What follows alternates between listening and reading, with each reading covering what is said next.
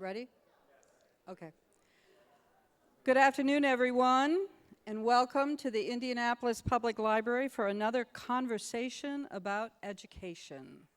I'm Jackie Needis, the CEO of your public library here in Indianapolis, and we're very grateful to have you join us this evening. We are joining once again with a wonderful community effort, the American Graduate Series, and our good friends at WFYI. We've been actively working together to close the educational achievement gaps at all levels in our community through our programs, through our collections, through activities like this one this evening. When something is this important, we need to keep talking about it. It's clearly an important conversation for us. And this is conversation number 26. So we keep trying to figure out what it's going to take to have educational achievement and educational success that we can be celebrating in our great city. In the last 4 years, there's been a lot to explore and to learn on this topic. We are excited about this series as a forum. There's always plenty of opportunity for the conversations to be two-way. And importantly, because of our partnership with WFYI, the conversation is not limited to those of us who are here in the theater this evening, but in fact, the conversations have extended out on the web and through the streaming performance, the streaming replay of these programs. So we are very grateful for WFYI's partnership and the ability to extend the conversation beyond our library living room here. I would like to now welcome to the podium our good friend and fellow believer in the importance of this work, Lloyd Wright, the President and CEO of WFYI Public Media here in Indianapolis. Lloyd?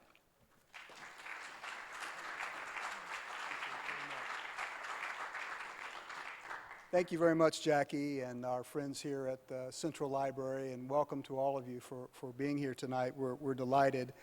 I've had the pleasure of spending much of the day with our guest speaker today, and you're in for a treat. And it will be interactive, and you'll have an opportunity to ask questions, but we're delighted to have you here. And please, feel free to come in and fill in the seats in the middle. Indianapolis and our great state of Indiana are no strangers to setting goals and working hard to achieve those goals.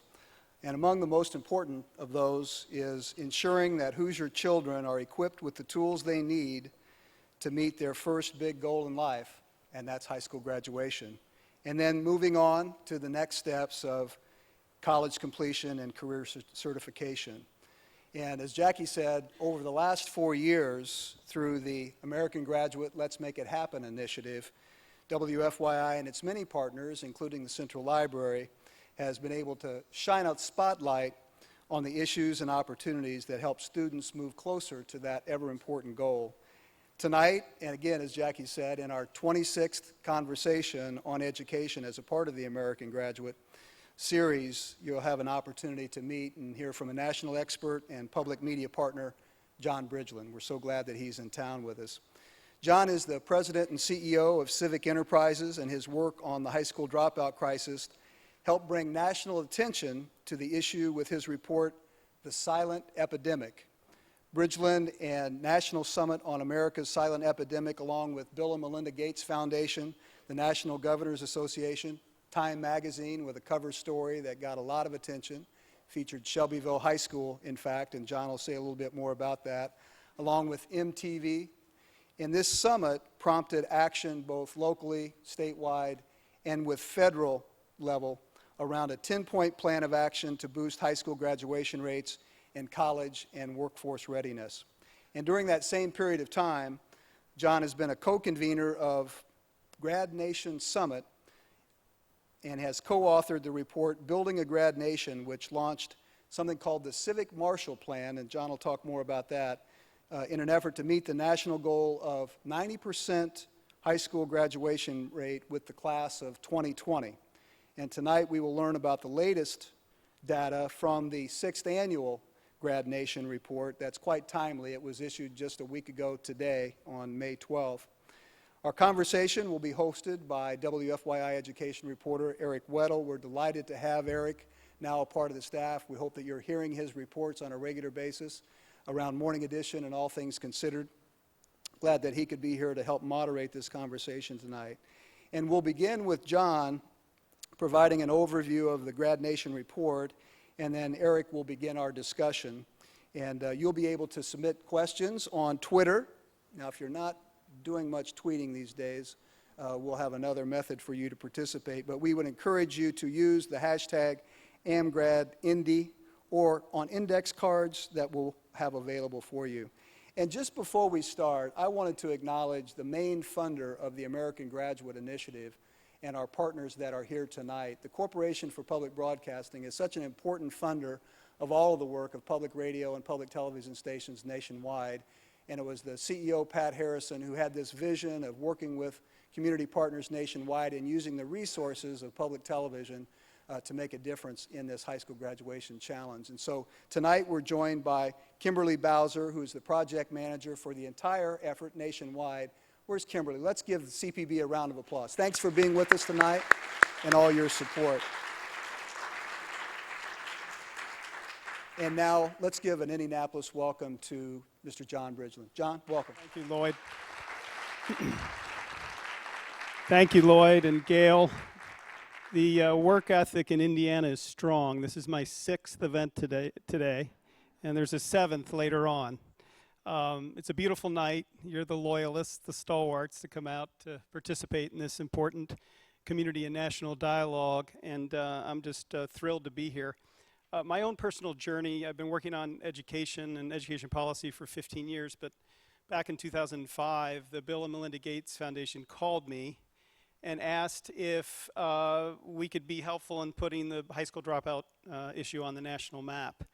And I said, I have no idea, but went away for a couple of weeks and found that there was pretty decent research on the high school dropout epidemic dating back to 1870, but that no one had ever talked to the customer, to the young people themselves, who had made this extraordinary decision to drop out of school. So we did so in 25 communities across the United States, urban areas, suburban areas, rural areas, places like Los Angeles, Chicago, Indianapolis, but also St. Clairsville, Ohio.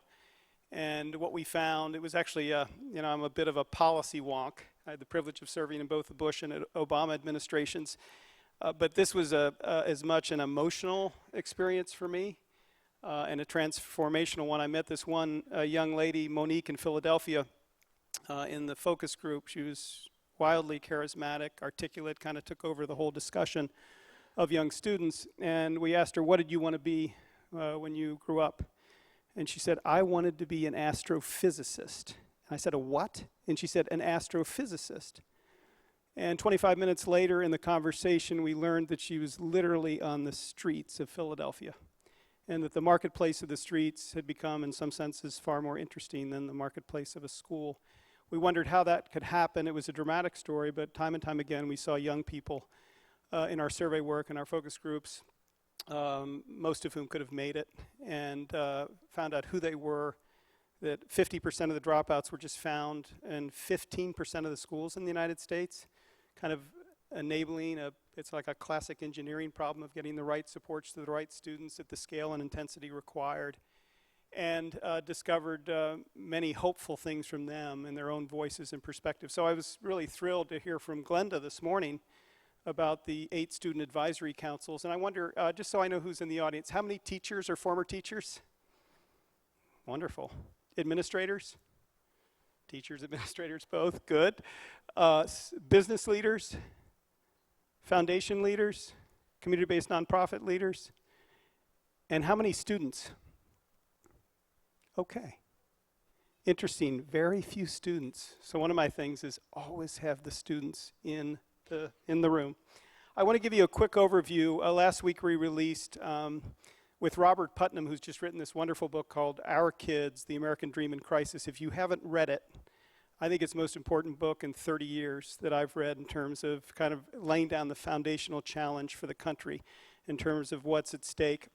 I also just want to say in the 6 prior meetings I've had today, meeting with policymakers, educators, business leaders, of course public media leading the whole way, I feel kind of a part of the Indianapolis community.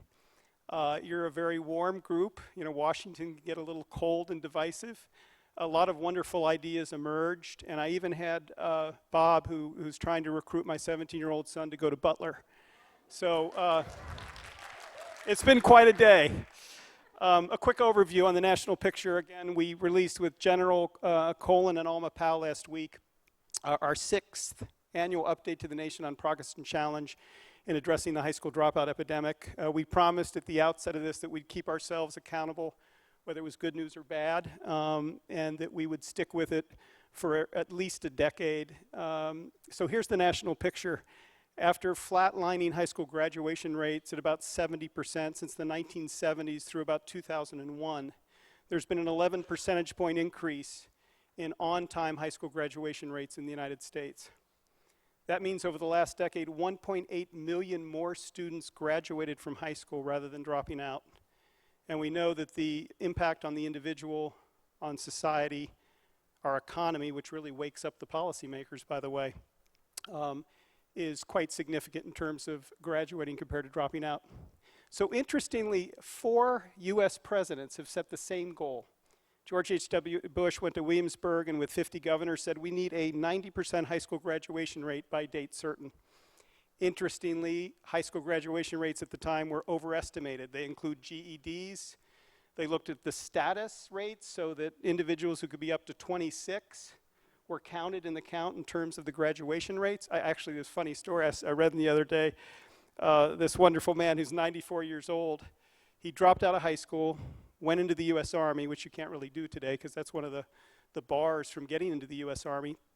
And he said, I always wanted to get my high school diploma, so at 94, he completed his high school diploma, and he said, I'm gonna take a break now before I go on to college. I just thought that was a wonderful spirit.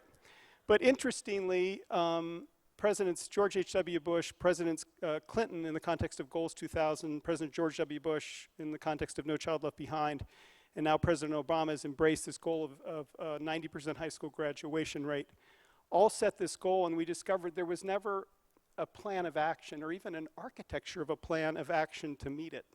And so we brought together governors, other policymakers, educators, community-based nonprofits.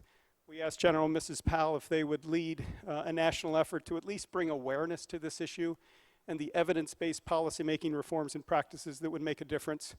So for the 3rd year in a row, the country's on pace to reach the 90% high school graduation rate, and by the class of 2020. And when we started this effort, and we being the country, not me, not the Powells, not anyone else, the country started this effort, the class of 2020 was in the 3rd grade. And we looked at what are the things you would do for that cohort to follow them through on-track reading, early warning systems that are highly predictive of young people who will drop out, critical transition year of 9th grade, et cetera, et cetera. We also found some districts and states with majority low income and minority students made big gains, showing this is not a chronically unfixable problem. And Mike and I were talking about this at the reception of poverty. Those schools, districts, and states that focus like a laser, and not just a few years, but decadal efforts, led by a suite of Southern governors actually in the high poverty states of the South, because they saw it as an economic issue in part as much as a social and moral one, actually have made significant gains in closing these graduation gaps. But I think the challenge, and Bob Putnam in his book, Our Kids, kind of throws down the gauntlet for the country. In places like Port Clinton, Ohio, a generation ago, if you were in the working class, you did better than your parents. Today, if you're in the working class, you don't. And we're seeing the collapse. He wrote the book Bowling Alone a decade earlier, but this book really is a wake up to the country. So are we a grad nation or are we two nations? Is it my kids and their kids? Or are we going to have the attitude that it's our kids? So this is our 6th annual update, so we got a little punchy, and we have some sports metaphors, most of which probably don't work. But Minority All-Stars, the pace of progress and the gains since 2006 have been driven by a 15 percentage point increase in high school graduation rates for African Americans, Latinos, and 9% gains for African Americans. And the latest data show that Latinos are on pace for the first time in history to reach the 90% high school graduation rate. African Americans still have to accelerate their gains by more than 1 percentage point a year. And in some communities, particularly with respect to black males. The graduation rates are 50-50 or less than a 50-50 proposition in many of these low-performing schools. What's interesting is for the first year ever, we've been able to go deep thanks to the Department of Education on school districts, and there are 124 school districts in the United States of the top 500. And this is 1/4 of all the school districts that actually made gains in boosting graduation rates that triple the national average. And they really debunk the notion that, again, this is a chronically unfixable problem. They focused on the issue. They're doing a lot of innovative things. You know, a lot of the teachers and administrators in this room have been doing a lot of innovative things for years. And now we have a really strong evidence base, you know, backed by randomized control trials, quasi-experimental design, longitudinal studies, and other means to show the effectiveness. We also look at the states with the most enrollment and the gains they make, and 29 states equal or exceeded the national average. We also have a penalty box. We've got 169, or a third of the nation's top 500 school districts that have made no progress or have lost ground. These are places like Memphis, Phoenix, Rochester, Syracuse, and by the way, back on the 124, we've got Cincinnati, 10 percentage point gain over the last few years. We've got Cleveland. Interestingly, I know there's been a lot of talk even today about partisan politics. Interestingly, John Kasich, a Republican governor, came together with Mayor Frank Jackson, a Democrat mayor, and it's imperfect, but they have a Cleveland plan, and it's an architecture, and I've been into a lot of the schools, and you're seeing a lot of interesting work, including a real focus on social and emotional development, and a lot of the skills that are non-cognitive, but make such a difference that employers are asking for again and again. I'll kind of whiz through this. 14 states are not doing well and not on pace to meet the 90% high school graduation rate goal. So this gets to the challenge, are we two nations? So the sea of green, if you're middle or upper income in the United States, your chances of graduating a high school are well into the 90%, or certainly well above 85%. So dark green is 90% and above, light green is 85% and above. Indiana for middle and high income students for 2013 was at 89%. I think it's 89.7, so you're almost dark green. I understand the data for 2014 has recently been reported. But if you're a student from a low income family in the United States, look at the sea of red or purple, I can't tell which color it is. In the vast majority of states, your chances of graduating high school are in the 60 and 70 percentiles. So we do live in two nations. Indiana, which I'll talk a little bit more about in a minute, actually has had a little better record on low-income students. So what does it mean in terms of what do we have to do to graduate to get to 90%? Remarkably, it's 3 Rose Bowl stadiums, 310,000 more graduates in the class of 2020 than the class of 2013. Sadly, we could actually get there by graduating middle and upper income kids only. But we talk about the equity map. Going back to Bob Putnam's book, we think in order to live up to America's creed of equal opportunity, 4 out of 5 should be low income, 1 out of 3 African American, 1 out of 3 Latino, 1 out of 5 English language learners, 2 out of 5 students with disabilities, based on the current high school graduation rates for those populations.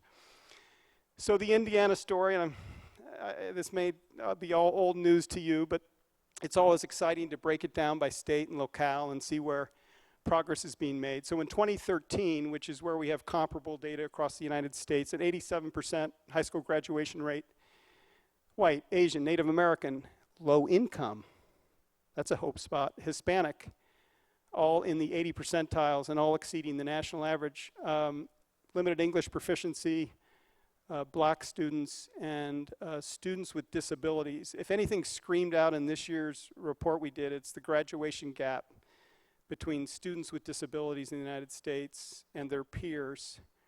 And we do a lot of digging on the quality of the data, and we're actually worried about the reporting of data on students with disabilities. Indiana's districts, out of the top 500, it's interesting, Fort Wayne has a 70% population of low-income students and an 89% high school graduation rate.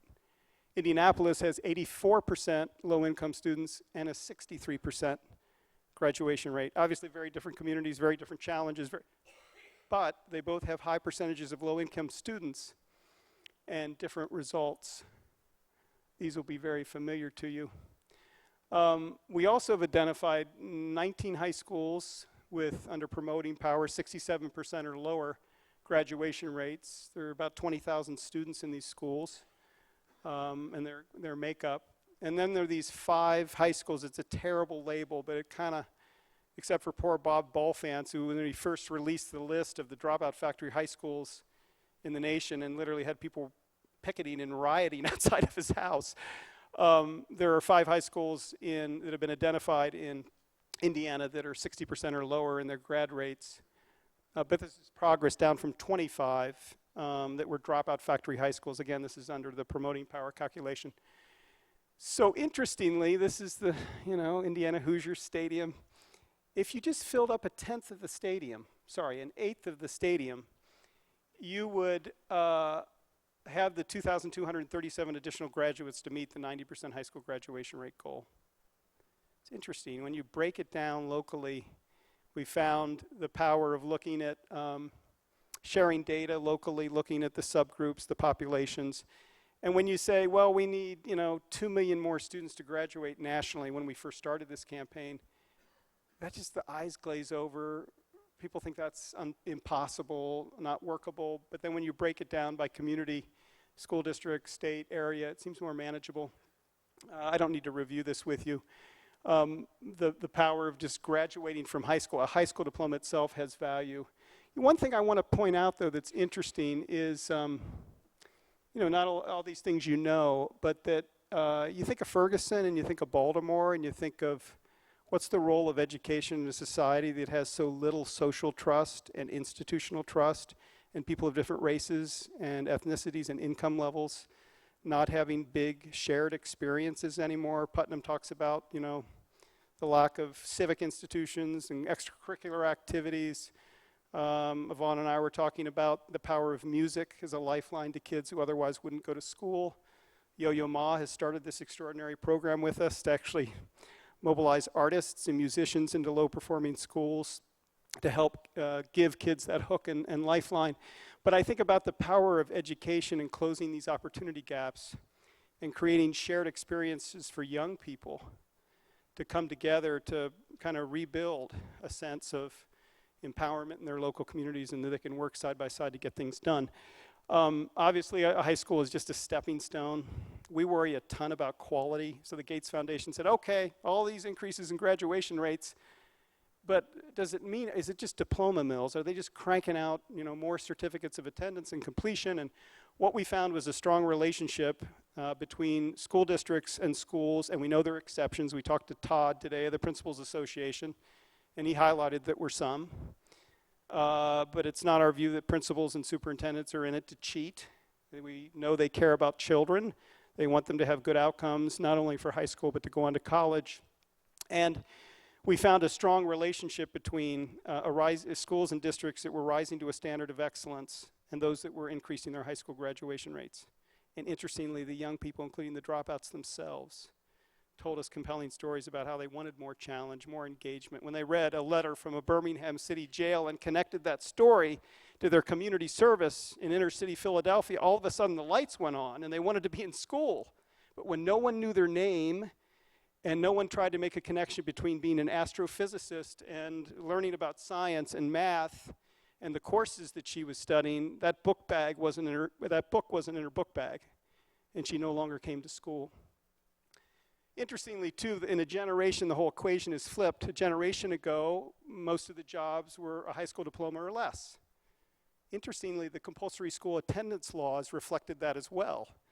They were all drafted in an age when we had an agrarian and industrial economy around 1907, 1910, 1915, and you could drop out at 16.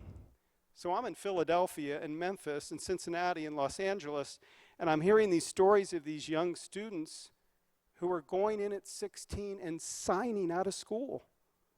I just thought that was a remarkable thing. And so we sent to the governors across the country our first report, The Silent Epidemic, and just highlighted the fact that raising the compulsory school age laws, and I know some of you may disagree with it or think it's too blunt an instrument, but the research out of MIT and Harvard shows that it acts as a constraint on dropping out, and it certainly sends a high expectation from the state that graduating from high school is just a minimum necessary condition in a 21st competitive global economy, that 12 additional states raised their compulsory school age. And Tennessee even tied it to issuing driver's licenses. Imagine being a student. Did we go to high school together? Yes, we did. That's very exciting. Sorry, we made a little personal connection. So in Tennessee, they used this, they realized that if you drop out, the risk of being in a car accident and the insurance premiums rose. So risk to the public, risk to themselves, and their economic circumstance. So the state said, we're going to connect issuing driver's licenses to, and that's a pretty bold, blunt instrument, but it actually has had some effects. By 2018, 62% of the jobs will require some college. We talked a lot today on No Limits and other places about career and technical education. 28 million jobs needing occupational certificates, not just a 4-year degree, and are high-paying jobs. You've all been very patient. I'll wrap this up. But with a 90% graduation rate in Indiana, the gross state product would increase $48 million a year, with an increase of productive workers and a decline in social services. So I had this experience. I testified before the House Ways and Means Committee recently, and I usually don't. It's not a very pleasant experience, and the Republicans are trying to attack one witness, and Democrats are trying to attack another. And all the members showed up, and you had big figures like John Lewis on the left and conservative Republicans on the right. And we noticed that when you just focus on the evidence, it has a way of kind of bringing people together. And I mentioned that I'm a Republican, but I mentioned that the SNAP program, food stamp program, started in the War on Poverty, not only helped keep young children food secure, but that those who had it had an 18 percentage point increase in high school graduation rates. And we know that because the food stamp program was rolled out at different times across the country. And they did a longitudinal study in 2014 showing that these students who had access to it early and regularly actually had huge social effects. And the conservative Republicans came out to me and said, my God, I had no idea.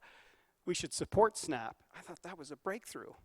And then we highlighted a couple of programs like Scared Straight that has the result of not decreasing recidivism or crime, but actually increasing it. And I had some of the Democrats come up and say, you know what, we ought to shift funds away from that program into programs that work. And so I think this idea of creating a culture of Moneyball for dropout prevention, what does the evidence tell us? And these are some of the things. It was called the Campbell Collaboration, 548 reports looking at 167 studies that showed that most dropout prevention programs, if appropriate to the local environment and implemented with fidelity, made a significant difference. That's really hopeful.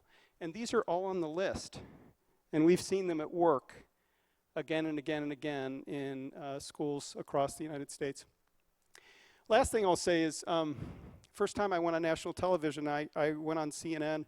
I went on for 30 seconds. I thought I had said something inappropriate, and I was immediately, the thing was pulled out of my ear, and I asked the woman what happened, and she said, soundbite, in and out, in and out. It was fine, and it was like, you have 30 seconds for your soundbite. First time I went on the PBS NewsHour, I was interviewed for 90 minutes. Margaret Warner read the entire transcript. When I went in to meet with her, she said, don't mention any politicians, and let's focus on the issues, and we're going to go deep. And then I had like 11 or 12 minutes on national television to go deep, including talking about Shelbyville, Indiana. And I just recognized then the power of national public media to raise awareness and give students and teachers voice, to highlight solutions and also highlight the challenges, and to highlight the ways forward and to sustain it over time. And I found out today again and again and again with Lloyd and Gail, the power of public media to convene leaders across the community in a way that's your story about the, tell me the name. I lost that in translation. Lost in translation, where the funding was going to get cut for E&L. And now I understand it's been doubled. And public media played a big role in that, and that's really quite powerful. That's it. If you're interested in the report, it's 140 pages. It has a lot of interesting information about Indiana. It highlights a lot of these graduation gaps. It shows, it goes deep on restorative justice. If you're black in the United States, your chances of being suspended or expelled are about 3 to 4 times than if you're white. Students with disabilities, the same. It's stigmatized. Kids with students with disabilities, even though evidence shows 85 to 90% could graduate, their graduation rates are 61%. So it kind of throws out a lot of interesting data and challenge on discipline disparities, academic opportunity gaps, and other things. I hope you find it interesting. We're going to stick with it for years to come, and hopefully we'll keep reporting on good progress. I've talked too long, and let's welcome to the stage Eric for a dialogue with you. Thank you.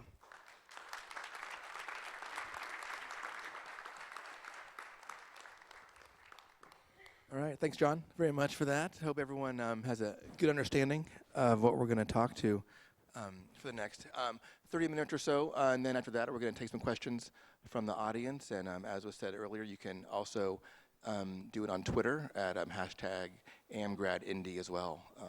So I kind of just want to start off first and get back, I guess, here in terms of Shelbyville, and kind of talk a little bit about, for those of you that don't know, when the first report came out from the Gates Foundation, is that correct?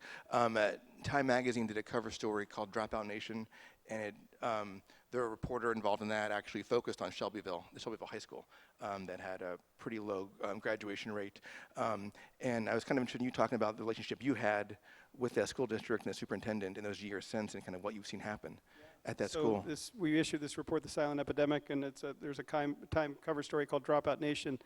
And we had no control over what they put on the cover or who they featured. And I picked it up, and I saw Nathan Thornburg sent it to me. And it was a 16-year-old white girl from Shelbyville, Indiana. And I say, why did you make that choice? And he said, because we wanted to show this was not just an urban problem, and it was not just a problem affecting minorities. And I said, you've made Shelbyville High School the poster school for the country's dropout crisis. And so I had this overnight feeling of guilt. I called Dave Adams, the superintendent of Shelbyville High School, about a week later, and he said, we can either put our head in the sand or we can use this as a magical moment to do something about it. And so I've been to Shelbyville High School 6 times.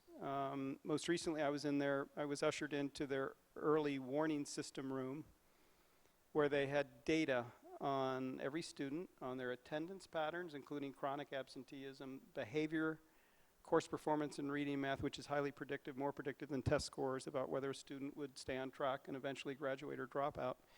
And then they had the superintendent, principals, counselors, teachers working together to get the appropriate supports to students. And they've even brought in local companies to show the relevance of learning to the eventual career pathways in the local market. They have a very high quality alternative school that recognizes that a lot of young people are heads of household at the age of 16 or 17 or need to work. It's not about seat time, but about competency. And their graduation rate went from 70% in 2005 to, the last I heard, it was 93%. And I think, Eric, you mentioned 98%. 98% for this past year, 2014. Yeah. And so from Dropout Nation to something a little more hopeful, it was exciting to see. And from what you've seen across the country, I mean, what is happening at Shelbyville in terms of those early indicators? Is that something that other schools could do, or is that unique just to that high school? No, it's interesting. I mean, the first thing I'd say, when people say, what would you summarize the secret sauce of success? 4 words: every student counts culture. That there's a cultural change in these places, and you see it in the appearance of the school, the safety of the school, the relentlessness of superintendents and principals and teachers to get students the help they need. More human capital, caring adults coming in the classroom, a lot of And I know this has been the effort. We heard about that earlier today with these outreach coordinators who are tapped from indigenous communities and then pull community-based supports and organizations into the schools. That's clearly part of the secret sauce. These early warning systems didn't exist much. They're now in 31 states. And it's hard work, and you often need a data coordinator, and then it's not just information, but like, how do you intervene? And do you have the assets in the community to intervene? And we just featured McDowell. Anybody read The Glass Castle, Jeanette Walls? The McDowell County in West Virginia, I think it's the poorest county in West Virginia, brought in 120 community partners, from Save the Children to businesses to others. AT&T made a large investment. Kentucky is the #1 state in the country in terms of its high school graduation rate for low-income students. And there's the Pritchard Committee, and graduation rate accountability was job #1. And even the county, Floyd County, which is the county next to Martin County, where President Lyndon Johnson launched the war on poverty on Tom Fletcher's front porch, I think in 1965, went from having among the lowest performing schools to the top 5, and we're actually going to Kentucky soon to learn more about how did they actually do that in rural Appalachia with such extraordinary challenges. But we're seeing elements of this, what we call the secret sauce of success, in different places around the country. And inside that secret sauce, it seems like you have to have more of a buy-in from the community. Is that going to be one of the most vital parts to see, like, whether it's a high school or a school district, kind of make this kind of academic change, to have those partners get involved, get behind the school, or could a school do it on their own? Yeah, most schools where we've seen pretty significant progress have recognized that they can't do it alone. The teachers can't be parents. The counselor ratios, I think I heard today in Indiana it's 600 and something to 1. I think the national average is around 425 to 1. We did a survey of counselors, and they were all bemoaning the fact that they're a jack of all trades, they proctor tests, they're substitutes for this and that, pulled in 1,000 different directions, and they'd like to focus on supports to students to keep them on track toward graduating high school and on to college and career. And most school districts that we've seen make tremendous progress have recognized that community-based partners, from city or national service programs to communities in schools, that has this 2-layer of support, the integrated deeper dive supports for students who have extraordinary challenges, and they act as the broker and facilitator to whether it's mental health counseling or whatever it may be, to the mentors and tutors and double dosing and math and reading, and to help students stay on track. Okay. I want to talk a little bit about the idea of graduation and just kind of what you are kind of trying to support is the idea of a full high school graduation, not a waiver, not a GED. I guess, what are the reasons that you want us to promote that instead of saying students can have an alternative choice or a different way of getting a high school diploma? Well, America's creed is equality of education. So interesting. I was looking the other day at the California Supreme Court in Serrano versus Priest, I think it was, talked about that in the state funding formula, you can't consider the fact that a student's low income from a low income family in the distribution of funding. I guess that went up to the Supreme Court under Rodriguez, and 5-4. There wasn't a fundamental right to education under the Constitution, and they had concerns about, well, if there has to be equitable funding for education, then housing and all these other services. And so it's being fought at the state level, and I think there have been a couple of dozen of court cases about the equal access to education, and including the funding support for it, which I think is interesting. We also see, though, that equal education is something that in some school districts and in some states, we're seeing much better access to supports and structures that are there for the long term that are helping low-income students. One thing I learned that frightened me was because of public media. I was up on Capitol Hill speaking when the home stretch got launched, and I learned there are 1.2 million young people K through 12 who are homeless. And it's sort of a hidden epidemic underneath this larger silent epidemic that used to be high school dropout. And so we're starting to look more deeply into who are these young people, what are their experiences under McKinney-Vento, the federal law. They have There's supposed to be homeless liaisons and state coordinators that give them the supports to tear down the barriers to entry. Interestingly, a lot of them don't have identification. They can't even prove who they are so they can get into a school. And then what are the barriers to success? Imagine if you're couch surfing or you're living in a shelter or on the streets. Or I saw one student in Charleston, South Carolina, who was living in a burned out Volkswagen. And when I asked the principal, what's your biggest challenge and what are you most proud of? And he said, well, a lot of systemic changes here, but I pick up the boy that lives in that Volkswagen and I bring him to school every day, and we're now trying to connect them to a system that will give him more sustain. So the extraordinarily courageous stories of these school administrators and teachers and others who are, doing such big things every day. And these type of students, the homeless students, I mean, from your experience, were they getting this much kind of a focus from schools and, 15 years ago or so, or has something changed? Yeah, that the administrators see that this is a different kind of population that's kind of unique that we need to help address. I'll just say, and I'm sure there are people in the audience who know more about the homeless youth population than I do, and I'm just digging into it. But the first thing I've realized is how stigmatized it is. These young people don't want to admit they're homeless, so a lot of them you don't know. I mean, the teachers always have a good ear and a good sense. I see the 3 teachers here who taught in the same school system. They probably could tell you, there's something going on with that student that we don't know. The instincts are good, but so it's starting to come to light. The home stretch is going to help. And then we're actually doing this report that's going to focus on the education of homeless youth and particularly unaccompanied homeless youth, and feature school districts and states that are doing a better job at actually educating them and seeing what are they doing to reduce these barriers to entry and barriers to success, and then is it sustainable, and then to what extent is there compliance with basically what's a federal mandate, and is it funded to the extent it needs to be to support this work. When you're in the slides, you looked at the increased rate of graduation of Hispanics and African American students that saw pretty big gains in their percentages. Is that known why that's happening? Is that the actual? I mean, is it something that the population changing, or are schools becoming better adapted? Yeah, with helping the that's a really good. students? So this is so interesting. This is the first year in our history that 51% of students K-12, and Mike's shaking his head because he knows this, are low income.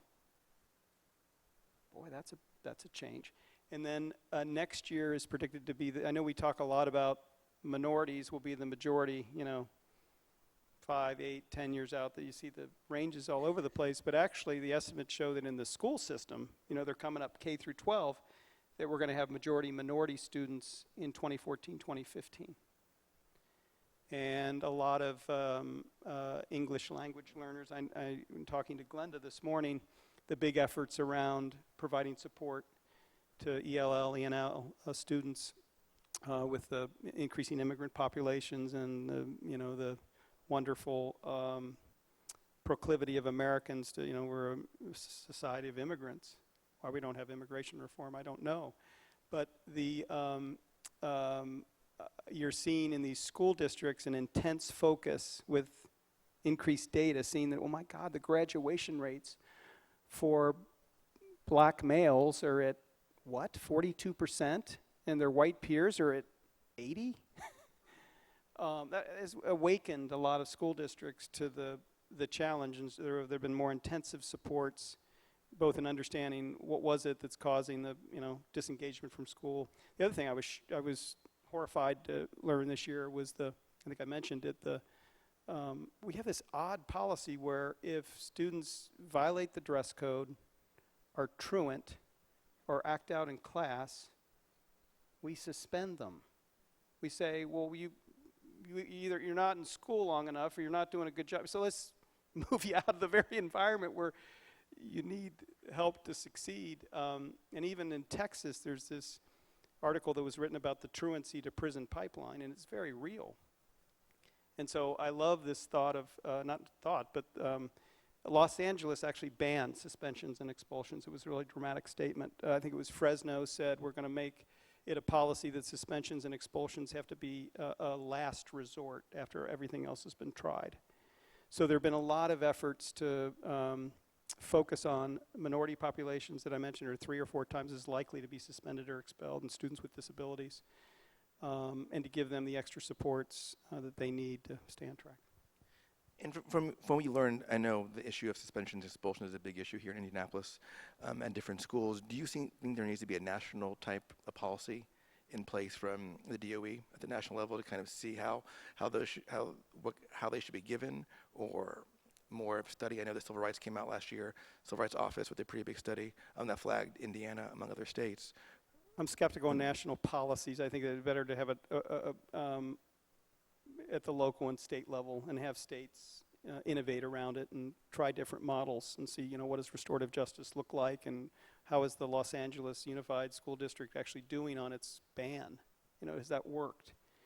What are the consequences of it? So I think we need more experimentation and testing. But I think the role for the federal government, the role of federal government that's really powerful is to collect and report good data and to share it across the country. So if you could share the state and district suspension and expulsion policies across the country, and like we're doing on disaggregating data from different subgroups, show what different states are doing, and there's probably reports that do this.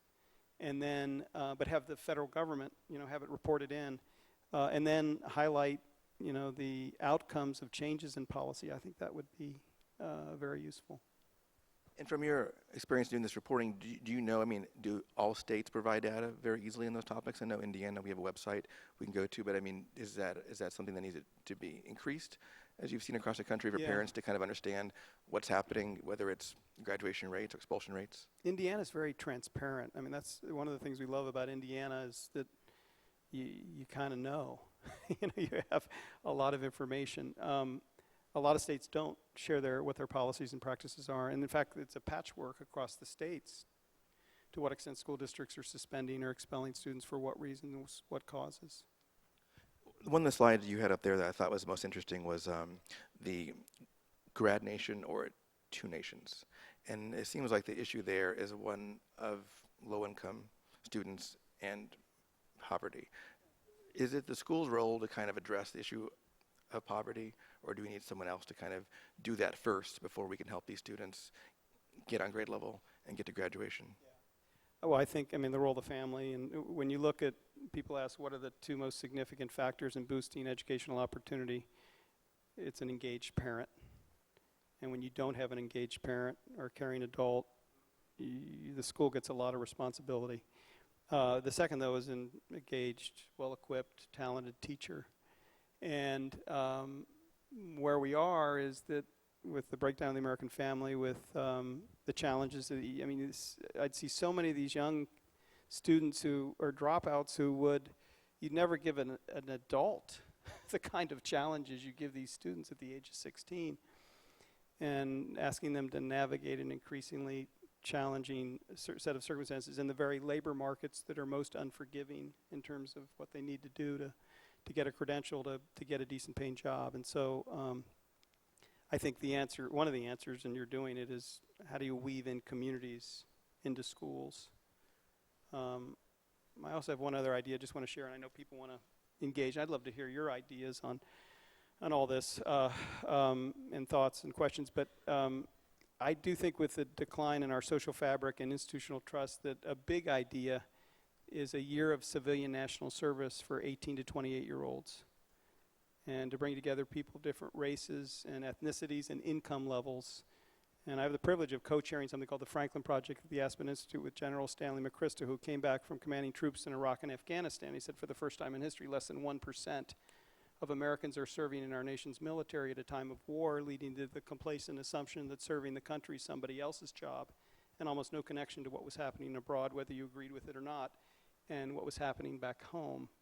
And so he's called for large-scale civilian national service. Imagine young people having the opportunity to serve in Habitat for Humanity or City Year or United Way or Teach for America, whatever it may be, and do a year of service side by side with people of different geographies, races, ethnicities, income levels, some big shared experience where you can get things done. And I think that's an exciting idea whose time has come. So if just a few seconds ago you mentioned the role of teachers in the classroom. What should they be doing? Is this all on their shoulders? Do they think it's their What should they be full doing? responsibility to make students to get them over that hump, to get them out with a diploma? And also, I guess, wonder what your thoughts were on alternative ways of licensing teachers. If you think that's a way to kind of bring in new ideas or new individuals into the teaching profession that may have a different background and may kind of bring in some different ideas. Yeah, when you look at the PISA rankings internationally, it's just so interesting to me. The countries like Finland and South Korea and others that have, are at the highest levels. And, Lumina Foundation has this wonderful goal of highest college attainment rates in the world by 2025. And part of the challenge is that the other countries keep getting better. They keep going beyond 60%. So we have to keep raising the bar and our standard. But what I've noticed in these countries is that teachers are treated as such extraordinary professionals. I lived for a year in Belgium, and I was a lawyer. And in Belgium, lawyers weren't valued much. We were sort of the low end of the totem pole. And you know who was the most highly valued professional in Belgium? The educators, which I thought was appropriate. I'm sorry to the lawyers. I was a lawyer once too. And I just feel like that equation has to be flipped in terms of professionalizing it, supporting it, salaries, how they're treated in the culture, because it's the most important job we have if we're going to address, chronic opportunity gaps and poverty and create a skilled workforce and a civically connected community. That's job number one, more important than anything else. And so I think learning from those experiences, and I know they're very different structures and societies and governments and lots to consider, but that to me is the number one priority. And then in terms of the role of teachers, I've been asking people, I'd love to hear your thoughts, what's the purpose of education? And I heard someone say it so beautifully the other day, to help young people live more fully in and advance their times. And sometimes I worry we're just educating toward the job, when I think life is so complex and our role in communities is so complex that, actually reading and learning from Shakespeare and poetry and literature and things that inform what it means to be a human being and to be a parent and to be a father and a grandfather, a mother and a grandmother, and to be a civic leader and to be a leader of whatever you do is as important as educating toward career. So I feel like we've almost tilted a little too far to just looking at the economics. And so I think the wonderful teachers get that and see the whole child. I was in a Cleveland school, last thing I'll say, I promise, before, because I really want to hear from you. I was in this, the Ted Ginn Senior Academy, Ted Ginn Jr., that wonderful football star for the Ohio State Buckeyes. Maybe that's controversial here in Indiana, but I walked into the school and this counselor grabbed my arm and she goes, "Bridge, data is a child." Because we were talking a lot about data. And then they showed me this whole effort where they're youth coordinators in the school, and this young kid who would come in had been traumatized in the home, saw violence in the home, hadn't gotten a breakfast. They sat him down, they got him breakfast, they put him in the center, and they got a plan for how he was to cope with his trauma. Because the brain neuroscience shows that young people who are traumatized can't learn. They're not equipped to cope and learn. And I just found, I think a missing piece of American education is like social and emotional learning and development. And there's this wonderful guy, Tim Shriver, who runs Special Olympics, who's leading an effort called the Collaborative for Academic, Social, and Emotional Learning. And some big things are coming out of that in school systems around the country. Okay. Well, I'm asking one more question, and then we'll open up some here, and we'll take some from online. I know you are not an expert in Indiana. We talked about that earlier. But Indiana is doing pretty good in terms of the general numbers that we're seeing, correct? One area that we aren't doing well in is special education. I kind of wanted to just talk a little bit about, I guess, what are some of the barriers that are there for a population of students that vary so dramatically. I know the definition of special education probably depends on the person who is being asked what it is, or even the student of the family who has a student. So why are we seeing such low numbers of graduates for those types of students? So we're going to dig into it further. We're just sort of scratching the surface. My biggest experience on I was in Malawi, Africa, and with Special Olympics with Tim and this group, and bringing together African leaders around this issue of how do you integrate students with young people with disabilities into society. Because they literally went into homes and villages and saw young children with disabilities who were chained on a rope or a chain and the stigma to isolate them completely from society is so strong. Now, that's a dramatic example. In the United States, there's a lot of stigma on students with disabilities, or a lot of stereotypes. As I mentioned, this research, and it's in our report, you can look at it, it's really good research, shows that when you look at the breakdown of students with disabilities, intellectual, physical, otherwise, and then you look at 85 to 90% could graduate with a regular diploma, and you see our high school graduation rates nationally are 61%. And in some states, the gaps between students with disabilities graduating with a regular diploma and other students are 30, 40 percentage points. And then you see the multiplicity of diplomas, certificates of attendance, completion. We're going to dumb down the course requirements. You don't have to pass as many courses. And I know for many students with disabilities, it can be a big challenge. But every student counts and matters, and this we've seen in the state of Kansas, and I just heard someone snore, so we better open it up to questions soon. And I'm kidding, I think I did, but in Kansas there was, they made a deliberate policy at the state level to foster the integration of students with disabilities with other students. And it has challenges, and we're going to, we're going deeper into it and looking at why, what works and what doesn't. But they've had a better outcome, and we noticed that in Africa through Special Olympics, thanks to this extraordinary woman, Eunice Kennedy Shriver, who started Special Olympics because of her sister, and then created a franchise that is a model in every country in the world, and opened up and then destigmatized and integrated these young people with disabilities into society, into schools. It actually teaches a lot to the other students who don't have disabilities.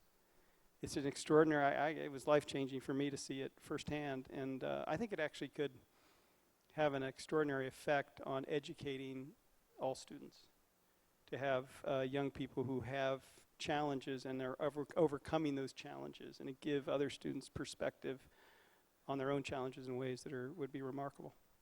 Okay, great, thank you.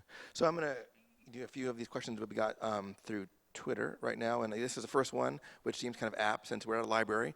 But the question is, what specific instances have you found where a public library is helping increase the graduation rate, and what can a public library do to help? So that's a very interesting question. The Library of Congress has this motto. It says, we're the largest repository of knowledge in the history of the world. And I said to the librarian of Congress, you're not a very humble guy. That's an amazing mission. He said, well, it turns out the British Museum, the British Library, is a little larger. But it is this extraordinary institution that then created this program called American Memory, and they digitized all these resources, and so you can literally download, Jefferson's library, or stories of World War II veterans, or photographs previously inaccessible that now are accessible to learn, what it was like at the Battle of Antietam, what happened there, and what did it look like and feel, and it's just. So I think the role of libraries is to take this repository of knowledge and to share it with students in ways that excite them. And I also think, this place is, the marriage of old and new, and I get the sense it's the marriage of the old foundation of what the libraries meant, and Carnegie and the great, people who built our libraries as the step ladders to a deep and rich in education to boost equality. But then it goes into the new age of, technology and sharing information. And then it has tremendous convening power. And this is one of the best examples. I had 26 education programs with public media. I may not be among the best at all, I'll probably be among the worst, but there's this thread of, continuity, enrichment, and dialogue with the community. I think libraries can play that role. And I know the Gates Foundation has a big libraries initiative that's trying to foster the role of libraries in building community. Okay. Urban or rural, what's the biggest challenge for graduation, if you can break that down to either or? That's a question from someone. Yeah. In terms of numbers of students, urban. The challenges are, in many senses, very different. But we featured in past years, Washington County, Maryland has a square mile, size of 495 square miles. It's a very large rural area in Maryland. And their high school graduation rate went from about 75% to 92%. And the superintendent was the superintendent of the year. And seeing what that school did in a very challenging rural environment, we shared a lot of lessons to other rural communities. And there have been organizations like the Alliance for Excellent Education that's done a lot around use of technology and online learning. And in McDowell, they created a teacher's village, because one of the problems in rural areas is they can't recruit and retain teachers. So they created this very robust teacher's village that gave teachers housing, ability to collaborate together, learn from people throughout the state, and created this community that has resulted in more teachers staying in the poorest county in West Virginia. Urban is a 3-hour conversation. Right. Okay. And I mentioned earlier, I know you're not an expert at all in Indiana, but a question was asking what is the biggest challenge here in the state from us reaching 90% by 2020? And I have a cheat sheet for you if you want to look at our numbers. From your report. Yeah. So, yeah. So there to reach 90, it's 2,700 and some graduates. And the equity map I outlined, I think 4 out of 5 should be low income. And the biggest gap in Indiana is the gap between students with disabilities and their peers. And that's an area where I think a lot of interesting focus should be brought, and to see how best to do that. Okay. The next question we got from the audience question, and this is, I guess, probably going to maybe take some information from you from Washington, D.C.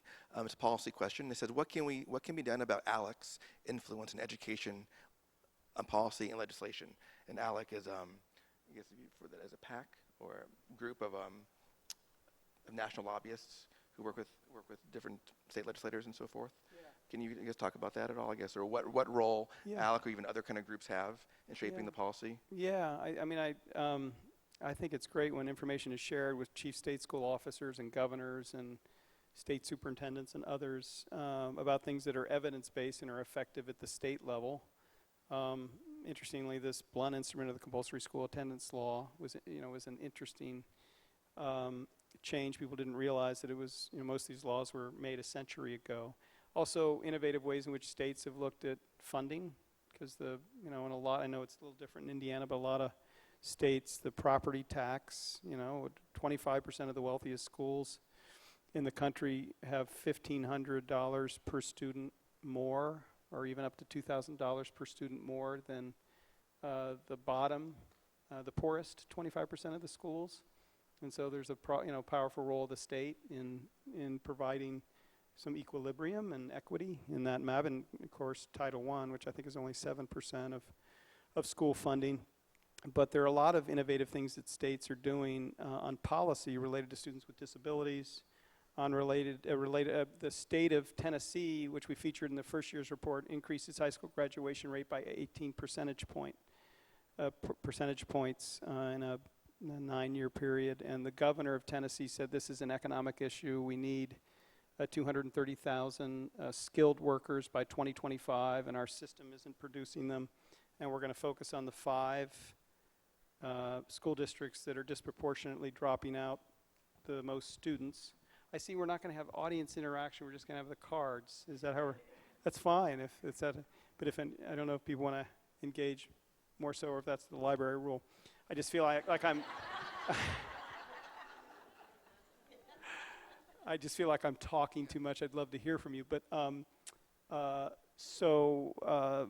think there's an important role for organizations to share innovations in state policy.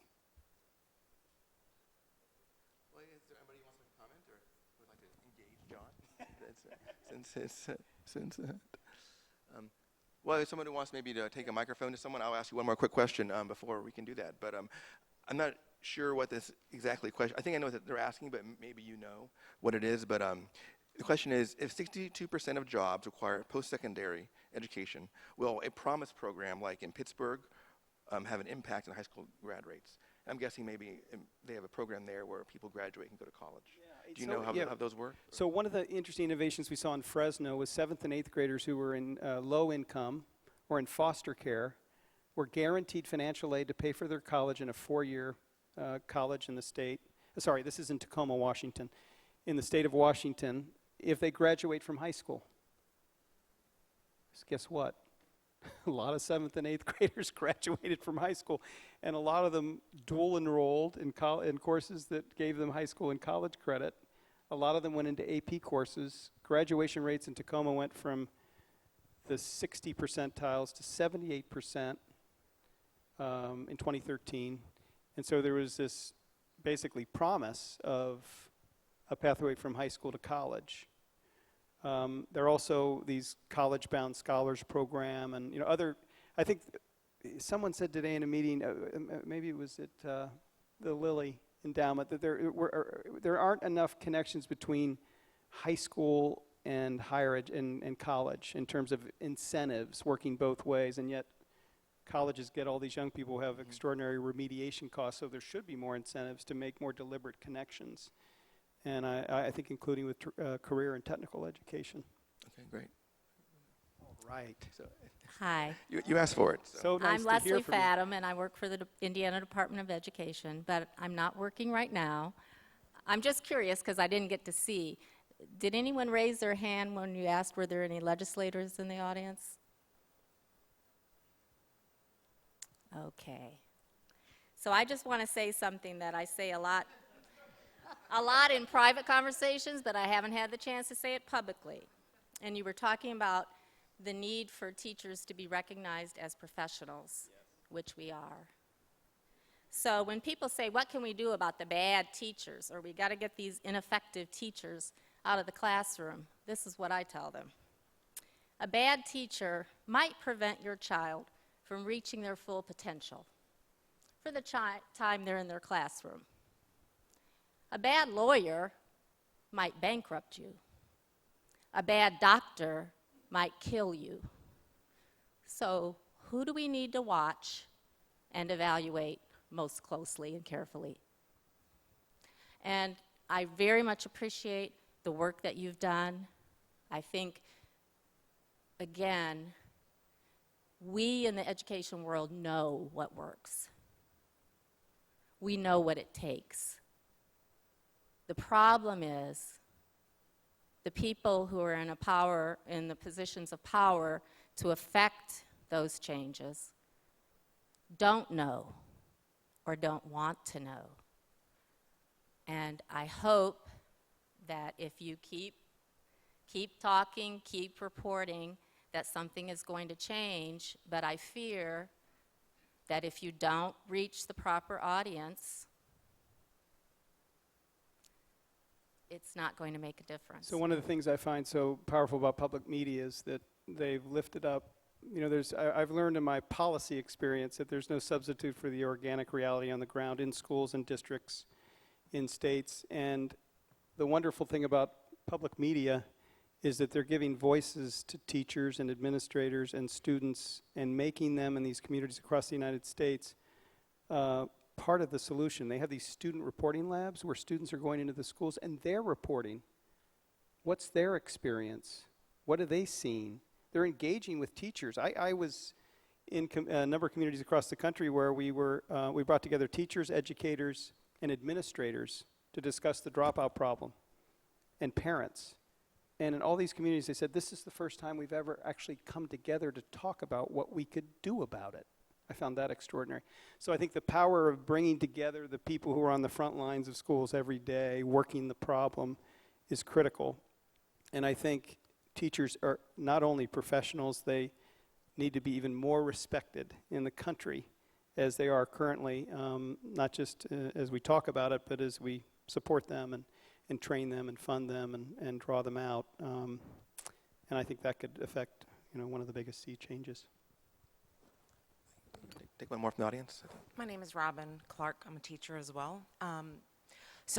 Part of me feels that the biggest silent epidemic is the lack of parents who have diplomas themselves. So this is a big issue for me, and I know that I have polled my students, and we have about 80% of my students have parents who have never graduated from high school. So I wanted your opinion. We're starting a program where we're going to allow parents to learn concurrently with their students to increase the management in the classroom, the relationship between the student and the parent, empower the parents to help their children at home and vice versa, and ultimately get 2 diplomas for the price of 1. And I was looking for your opinion on the idea. Yeah, it's a very innovative idea, and I think anything you can do. We actually did a nationally representative survey of parents across the country and discovered that many parents feel very welcome and integrated in elementary school. But as they get to middle and high school, they feel shut out. And yeah,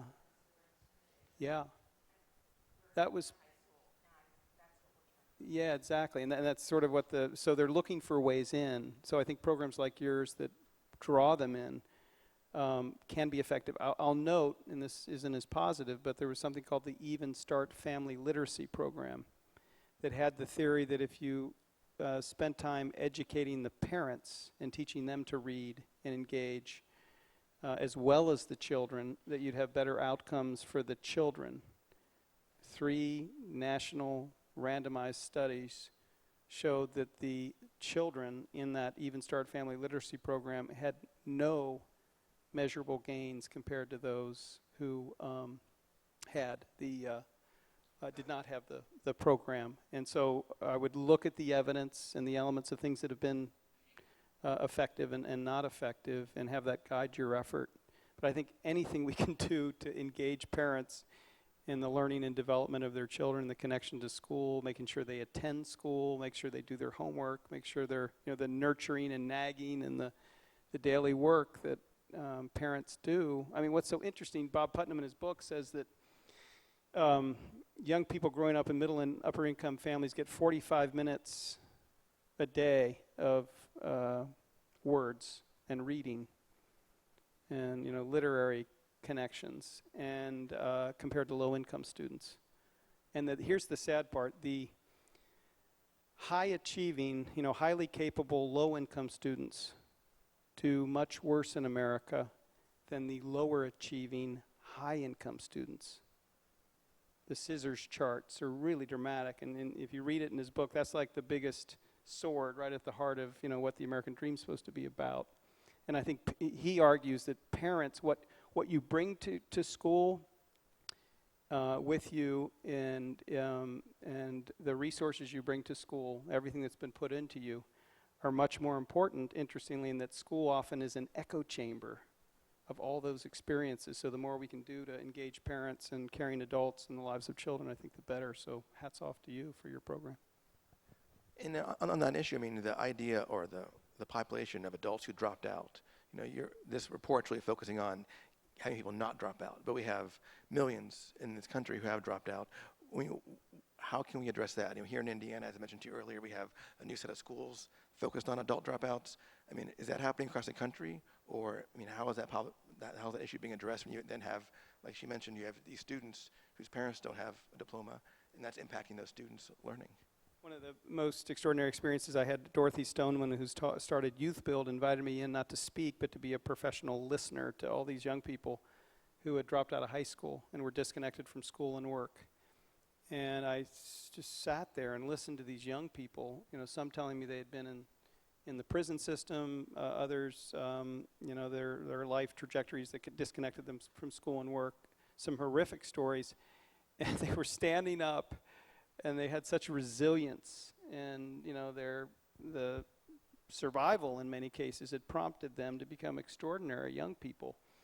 And they've been called horrifically in the literature super predators, disconnected youth, all these negative terms. And I left that meeting, and by the way, most of the young people who spoke came up to me and they had business cards, and they wanted a job and a connection to a network and a social network, because a lot of them didn't have the social capital or network to help them kind of reconnect to systems.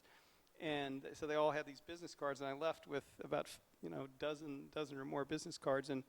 But then we went on to discover their I had the privilege of serving on President Obama's White House Council for Community Solutions, and he charged us with looking at this highly vulnerable population of 6.7 million 16 to 24-year-olds who were disconnected from school and from work. And we discovered a number of things. One, they cost taxpayers $93 billion a year and $1.4 trillion over their lifetimes, just one cohort of them. All of a sudden, all of a sudden the policymakers were waking up to the challenge of what we now call opportunity youth. The second thing we learned was that these young people knew that their disconnection was a huge barrier to life success. But the one thing I loved was 70% of them said that they wanted to use their education and work to help other people, to volunteer and serve causes beyond themselves. And so with this highly vulnerable population, which we've kind of disserved, they were thinking about how they could serve the next generation. Youth Build is a great program. Year Up is another great program. What you're doing in the state of Indiana is I've learned about it through these schools. Dropout recovery programs, are absolutely essential. And I worry about focusing so much attention on dropout prevention that we forget about, the millions of young people who have already made that judgment or decision or had that circumstance and now are left out of society. I'm going to try and get in two more questions before we get to our time, but one that we got online was the issue of summer learning loss, how that plays into hitting 90% in graduation. And as part of that, I was also wondering in terms of if you've looked into the issue of balanced school calendars or longer learning days. Yeah. Those have any impact, kind of those three issues of keeping kids missing out on education or getting more So back. you all know about the summer learning losses can be pretty significant. We worry about the transition, particularly from middle school into high school, and that learning loss there can be quite significant. And we used to lose most young people who would drop out of school in 11th and 12th grade. Now it's actually 9th and 10th grades. And so these programs, another interesting thing is a lot of schools do school breakfast, school lunch, school dinner. They're feeding the children, and we know the tremendous societal gains, including increases in high school graduation rates from SNAP and food stamps. But then all of a sudden the summer comes, there's no school, and you're finding great challenges in terms of connecting to those populations. So I think the summer programs, the after-school programs are absolutely essential, and I'd love to think, I loved summer vacations, and I think young people, especially in today's society, wired 24/7 and ought to have a little time to explore and be creative and, do their activities they love, whether it's music or art or tennis or whatever it might be, or serving, doing community service. And I worry a little bit that if we overdid it, we might turn more young people away. And I know maybe that's not a conventional view, but So burnout might happen. I think there's enough to do well in the school day that we have and the summer programs we have and the after-school programs we have, that let's do those well, high quality, and help students stay on track. But I'm not necessarily for, 12 months of schooling.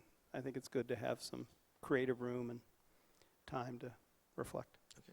Well, I know John really wanted to hear from anyone in the audience. So is anyone else out there who wants to make a comment? He is eager to hear from your ideas and questions. So here we go. I live in a community that's predominantly blue collar, but it's not seen that way because gentrification is easing in with gangbusters, and it's very exciting around me. I live in Fountain Square, but behind that facade of gentrification, we have a very large population of blue collar people like me, and we are disproportionately, our children, engaged in the juvenile justice system. Teen pregnancy, dropout rates are terrible, and they remain that way. We get a little bit of a boost from accessing charters and I presume vouchers. But we're losing our library, and that was a lifeline for us. And I wonder what common people can do, and I was very interested in this teacher down here in front of me, because that kind of is a suggestion of what we can do to fill this gap, because we depend, adults and kids, desperately on our library. We're going to lose it, it looks like. What can we do to fill that gap?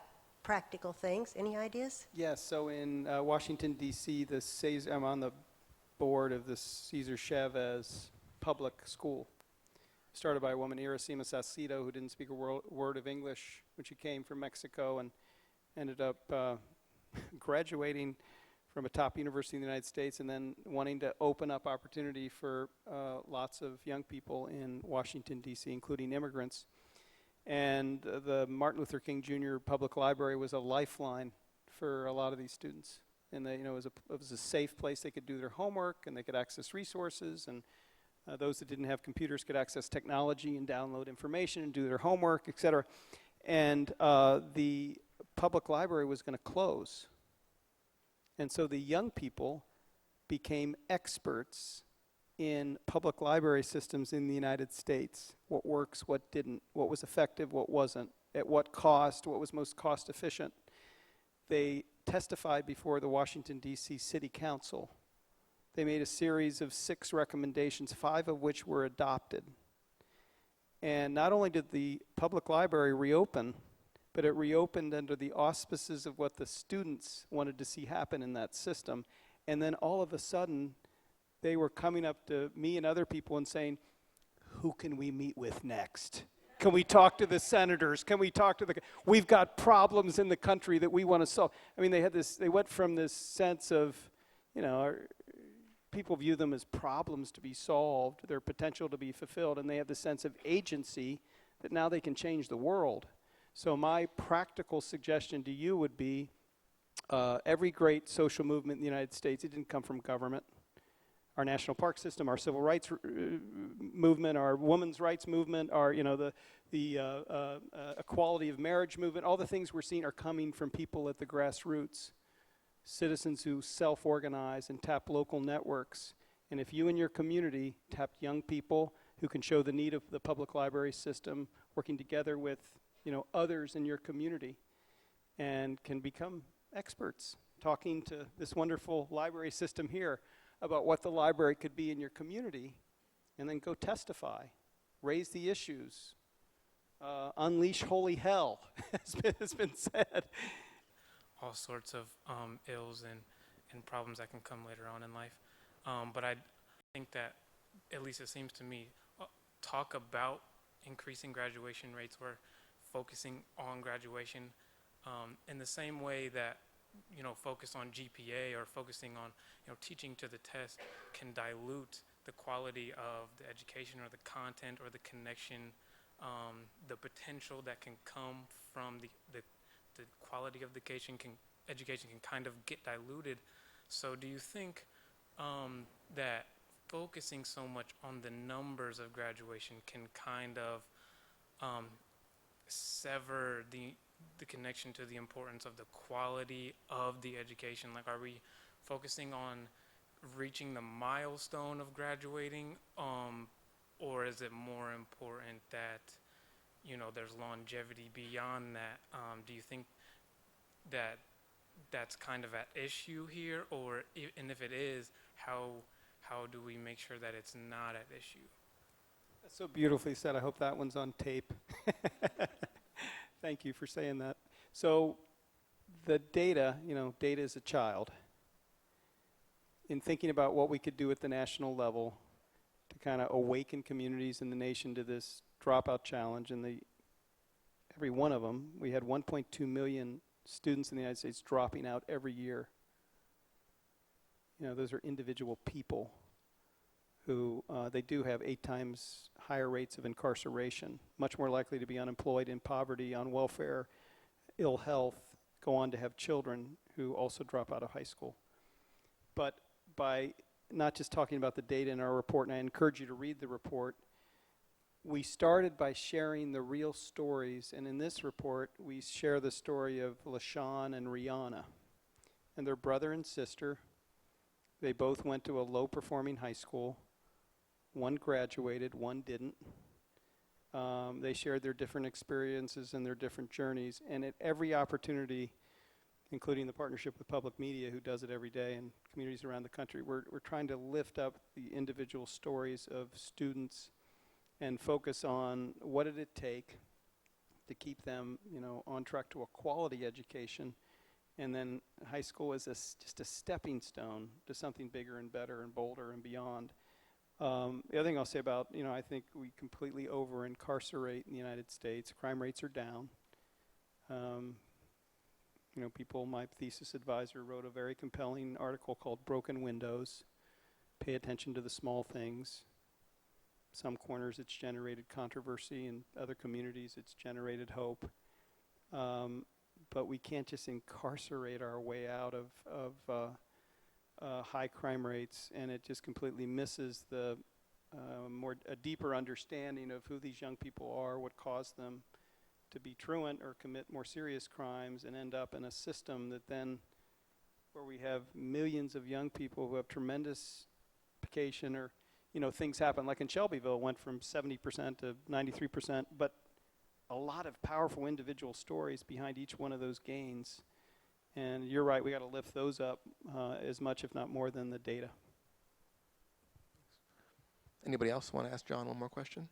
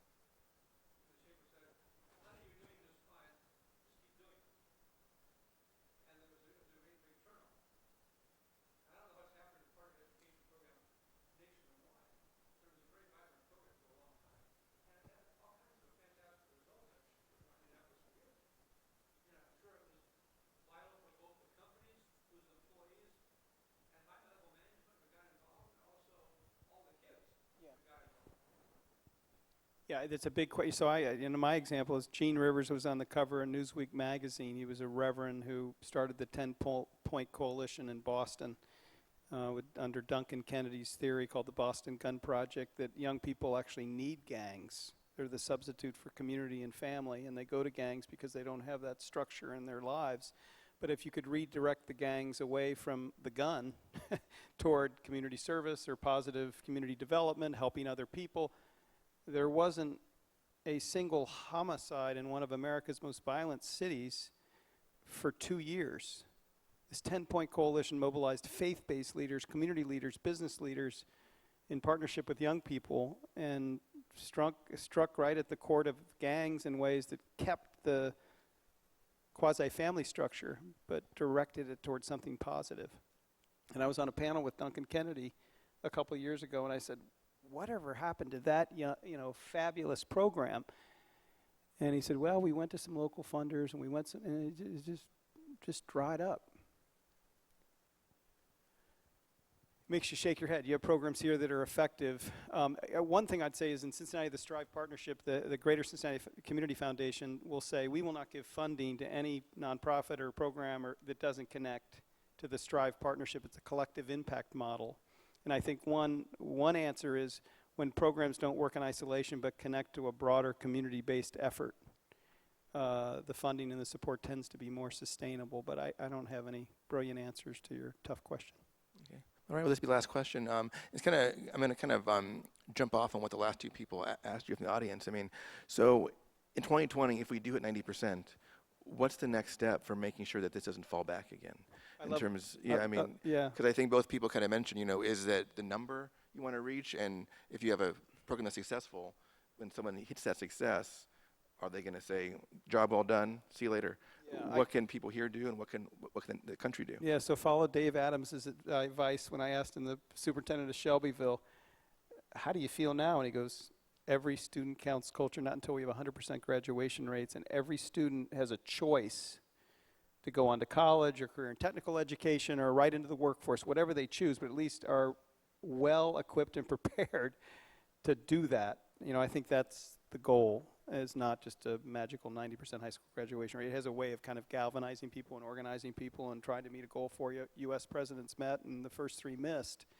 And finally now we're on pace and have a little momentum. It has a galvanizing effect, but it's just the beginning of something more extraordinary, which, you know, educate a workforce that can live fully in and advance their times. And that's a big undertaking, but it's one that Indianapolis and the local library and WFYI and public media and all the work, you know, groups working together can meet. Are meeting here in Indiana on low-income students and can do so on students with disabilities and LEP and other disadvantaged populations. And we're seeing pockets of progress around the country, so we know it's possible. It's just a matter of sticking with it. Well, John, thank you very much for your a lot. talk. Thanks for your questions. Thank you.